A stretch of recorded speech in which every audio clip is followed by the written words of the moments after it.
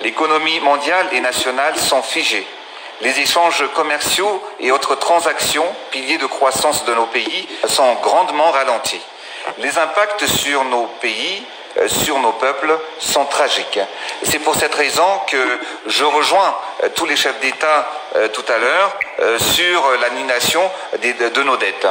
Actuellement, on parle de guerre, mais cette fois-ci, ce ne sont pas les bombes ni les balles qui seront nos munitions, mais l'intelligence de nos scientifiques, l'audace des leaders et notre solidarité. La nature est là pour nous offrir la meilleure et la plus fiable des solutions. Mes chers frères, permettez-moi de partager avec vous brièvement notre expérience face à ce virus depuis maintenant près de 2 mois. Depuis les premiers cas en Afrique et à Madagascar ont été confirmés, dès les premières heures, nous avons immédiatement pris toutes les mesures de prévention qui s'imposent pour éviter la propagation du virus. Comme vous le savez, Madagascar est connu pour la richesse de sa biodiversité et son abondance en plantes médicinales. Nous sommes le 3e pays exportateur d'huiles essentielles au monde et tout cela nous offre un maximum de champs des possibles pour la recherche médicale. Excellences, messieurs les présidents, mes chers frères, c'est avec une grande fierté que nous avons annoncé la semaine passée que les travaux de recherche scientifique malagasy ont abouti à l'élaboration du remède Covid Organics ou Tamba-VCVO. Un remède traditionnel amélioré à but préventif et curatif, préparé sur la base des plantes médicinales largement répandues et plantées à Madagascar, dont l'artémisia. Tous les essais et tests sur ce premier remède ont été menés et son efficacité dans la réduction et l'élimination des symptômes a été prouvée pour le traitement des patients atteints du Covid-19 à Madagascar. Le protocole de traitement curatif Covid Organics s'est avéré plus efficace et surtout moins invasif pour l'organisme que le traitement à base de chloroquine. L'état de santé des malades malagasy du Covid-19 ayant volontairement accepté de tester le traitement a montré une nette amélioration au bout de 7 jours et un total rétablissement, voire même guérison, au bout de 10 jours. Excellences, Monsieur le Président, aujourd'hui nous avons entre nos mains une solution simple, naturelle et efficace pour nous aider à vaincre cette pandémie.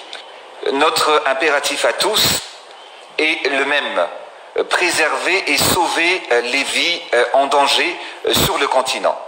Notre devoir est avant tout de protéger nos peuples, nos enfants et nos familles.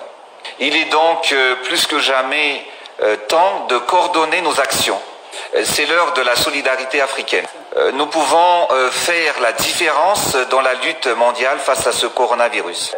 Sachez, Monsieur le Président, que Madagascar est prêt à collaborer avec ses frères et sœurs africains. À l'instant même où je vous parle, une délégation de la Guinée équatoriale atterrit sur le sol malagasy pour récupérer leur première commande de Covid Organics, que Madagascar, bien évidemment, offrira sous forme de dons pour les malades du coronavirus. Demain, nous accueillerons la délégation de la République de la Guinée-Bissau en charge de la distribution pour les hôpitaux des 15 pays de la CEDEAO.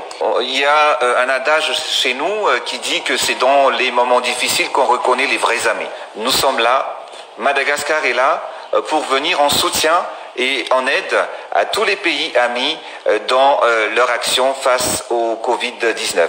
Excellences, Monsieur le Président, je suis certain qu'à travers nos efforts associés, nous vaincrons cette pandémie en puisant dans le meilleur de nos traditions, de notre biodiversité, en soutenant notre jeunesse et nos scientifiques. Investissons sur toutes les initiatives qui valorisent nos pays et notre continent. Je l'ai toujours su, Madagascar et l'Afrique ont tout pour réussir. Nous avons toutes les ressources et l'énergie pour accomplir cela. Et aujourd'hui, si on veut laisser une nouvelle Afrique à nos enfants, c'est nous tous qui devront nous engager pour changer le cours de l'histoire et la vie de nos concitoyens. L'avenir compte sur nous et repose sur nos épaules, car personne à part nous, frères et sœurs africains, ne pourra et ne saura changer notre situation. Plus que jamais aujourd'hui, alors que le reste du monde se tourne enfin vers l'Afrique et commence à constater notre potentiel, nous devons défendre nos valeurs et le bien de notre peuple. Mes chers frères présidents, plus que jamais, l'Afrique est fière et déterminée.